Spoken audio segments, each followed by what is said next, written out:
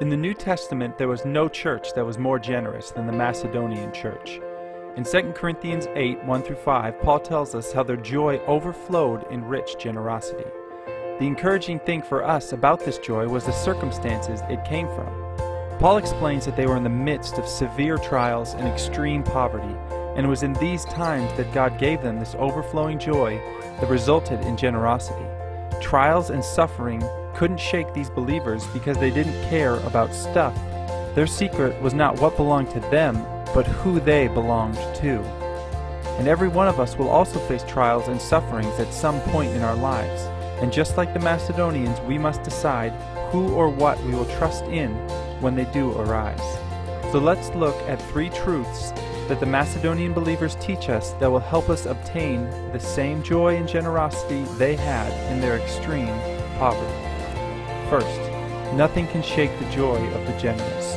Paul's description of the Macedonian state of affairs should not be taken lightly. Severe tests of affliction and extreme poverty.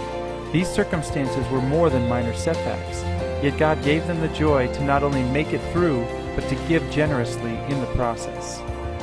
Secondly, generosity flows from a heart of self-sacrifice, not self-preservation.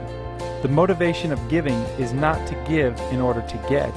Instead, just like the Macedonians, it begins with our surrender to God and flows from His joy as we trust in Him. And finally, biblical giving comes from grace, not the law.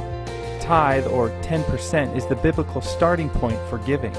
Jesus validated this in Matthew 23, but as the Macedonians showed us, their giving was a direct result of the joy they found in God's grace, not from an obligation to give. These verses model for us the response God is looking for when we look at our financial situation.